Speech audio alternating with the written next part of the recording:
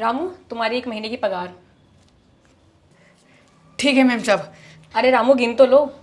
जब आपने दिए हैं तो पूरे दिए होंगे, और वैसे भी आपको तो पता ही है हम अनपढ़ हैं, हमें पैसे गिनने नहीं आते हैं। अच्छा, लाओ मैं गिन देती हूँ। ठीक है मैम साहब, आप गिन दीजिए।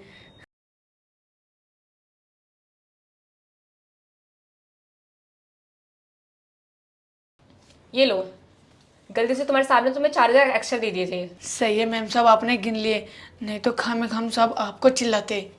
और रामू, अगर तुम्हारे घर का काम सब खत्म हो जाएगा तो तुम जाके मेरा टेलर से जाके सूट ले आना। मैम साहब, घर का काम तो हमने ख़त्म कर दिया है। एक काम करते हैं ना, हम पहले हम आपका सूट ले आते हैं, उसके बाद हम घर चले जाएंगे। ये लो सूट के पैसे। टेलर वाला तुम्हें 3 नोट देगा और वापस लेकर आना। 3 नोट मैम साहब? हाँ, 3 नोट। ठीक है मैम साहब।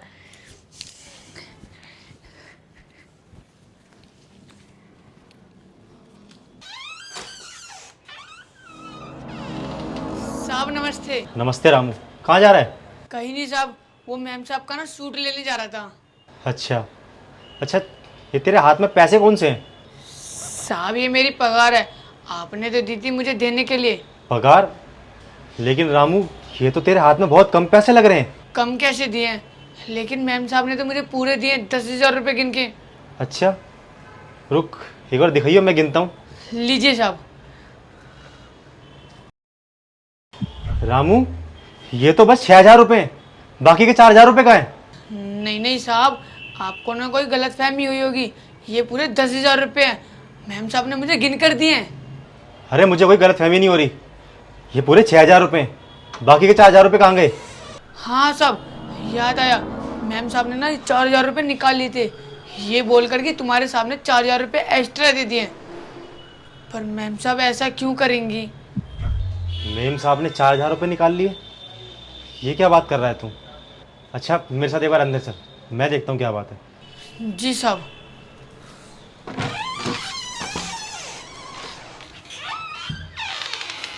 दिव्या, दिव्या, क्या हो गया? तुम इतना क्यों चिल्ला रहे हो? दिव्या, तुमने रामू को कितने पैसे दिए? जितने पैसे तुमने मुझे दिए थे उतने पैसे मैंने उसको दे दिए। मैंने तुम्हें 10,000 रुपये दिए थे कि तुम रामू को दे देना, और तुमने इसे कितने दिए? मैंने तो उसको पूरे के पूरे 10,000 दिए हैं। कितना झूठ बोल रही हो दिव्या तुम। मैंने तुम्हें रामू को देने के लिए पूरे 10,000 रुपये दिए थे, और इसके हाथ में कितने? पूरे 6,000 रुपये। बाकी के 4,000 रुपये कहाँ गए इसके? रामू, तुमने 4,000 रुपये खो दिए? इतने मेहनत से तो कमाता है, इतने मेहनत से हमने तुझे पैसे दिए और तूने खो दिए। कल को ये ना हो अनिल कि मुझ पे ब्लेम लगा दे कि मालकिन ने पैसे ले लिए, तो मैं क्या करूंगी अनिल? देखो अनिल, मुझे उस पर बिल्कुल भरोसा नहीं है, इसकी हरकतें बिल्कुल सही नहीं है, इसलिए मैं इसको काम से बाहर निकाल दूंगी। पता नहीं कहाँ पैसे खोकर आ गए अपने। अरे बस करो दिव्या, तुम्हें मैंने इसको देने के लिए पूरे 10,000 रुपये दिए थे, और तुमने क्या करा? तुमने इसको 4,000 रुपये काट के 6,000 रुपये दे दिए। वो तो अच्छा ही है, मुझे बाहर गेट पे ही मिल गया। मैंने इससे पूछा भी कि तू कहाँ जा रहा है, इसने मुझे बताया कि मालकिन ने मुझे अपना सूट लेने भेजा है। मैंने इसके हाथ में पैसे देखे, तब मुझे लगा ये थोड़े कम है। जब मैंने पैसे गिने तो वो पूरे 6,000 रुपये थे। मैंने इससे पूछा भी कि बाकी के 4,000 रुपये कहाँ हैं, तब इसने मुझे बताया कि मैडम ने 4,000 रुपये मुझे काट के दिए हैं। अब तुम मुझे ये बताओ कि 4,000 रुपये को इतनी जल्दी गायब कर सकता है? नहीं ना। इसके हाथ में सिर्फ 6,000 रुपये, इसके 4,000 रुपये कहाँ गए, मैं तुमसे सुनना चाहता हूँ ये। मैम साहब आपने मेरे साथ ऐसा क्यों किया, और मैम साहब आपने मेरे 4,000 रुपये क्यों काटे? और मैम साहब आपके कहने पे मैंने हर जगह से काम छोड़ दिया, बस मैं आपके पास ही करता हूँ। और मैम साहब आपको ये भी अच्छे से पता है कि गांव में मेरी माँ की बहुत ज़्यादा तबीयत ख़राब है, उनको हर महीने पैसे भेजने होते हैं, फिर भी आपने मेरे 4,000 रुपये काट लिए।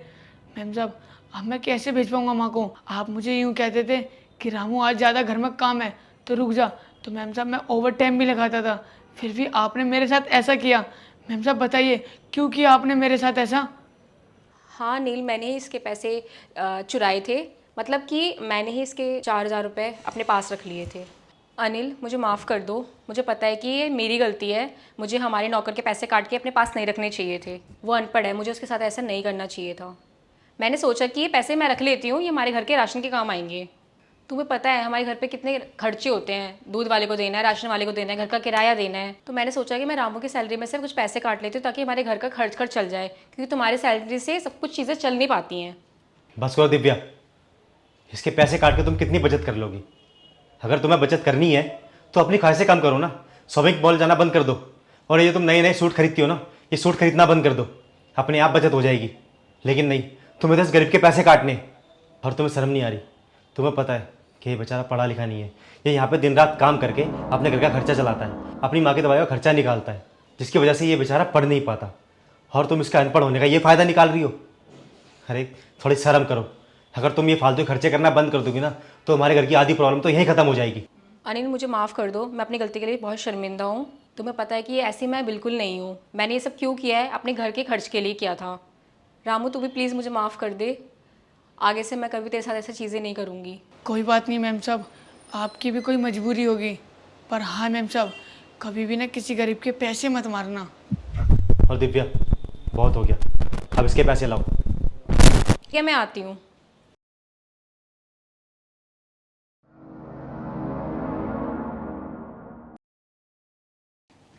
ये ले रामू, तेरे पैसे। और सॉरी यार जो भी हुआ। धन्यवाद साहब। और मैम साहब आपका भी।